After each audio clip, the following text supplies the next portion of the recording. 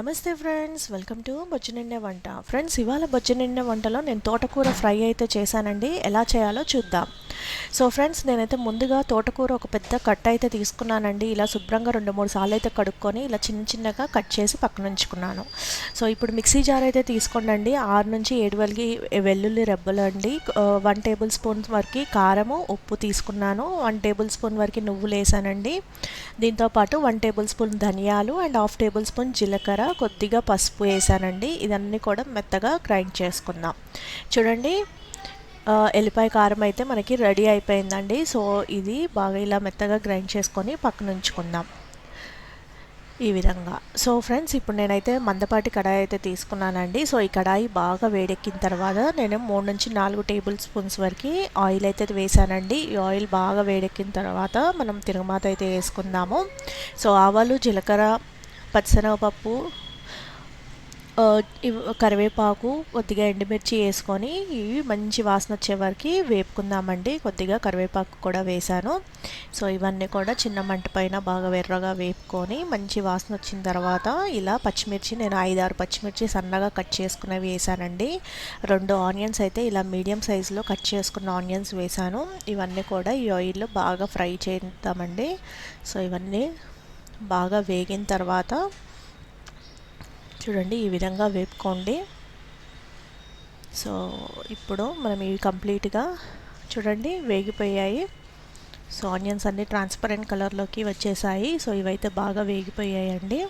So ఇప్పుడు మనం ఇందాక కట్ చేసి పెట్టుకున్న తోటకూర అయితే దీంట్లోకి వేద్దామండి.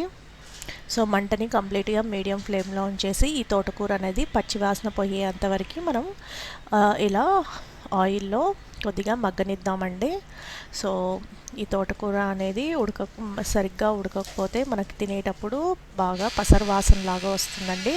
సో అలా రాకుండా ఉండాలంటే బాగా వేపుకోవాలి. సో ఈ తోటకూర అనేది కింద ఆనియన్స్ అన్నీ కలిసేటట్టుగా బాగా కలుపుకుందాం, లేదా అడుగున ఆనియన్స్ అన్నీ కూడా మాడిపోతాయండి.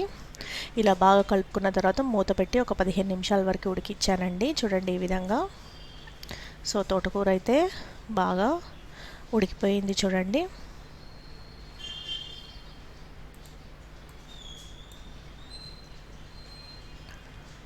సో ఇప్పుడు ఇందాక మనం గ్రైండ్ చేసి పెట్టుకున్న ఎల్లిపాయ కారం అయితే నేను వేస్తున్నానండి.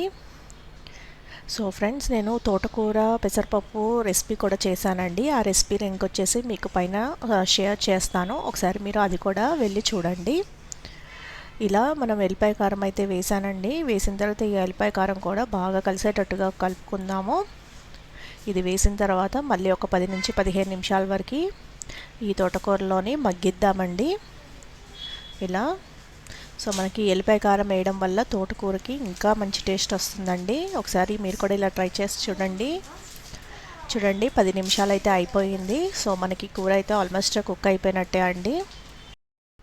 సో ఫ్రెండ్స్, ఈ రెసిపీ వచ్చేసి మనకి సాంబార్లోకి, పప్పుచారు, రసం ఇలా వాటిలోకి నంచుకొని తింటే ఇంకా టేస్టీగా ఉంటుందండి. వేడివేడి అన్నంలోకి కలుపుకొని తిన్నా చాలా బాగుంటుంది.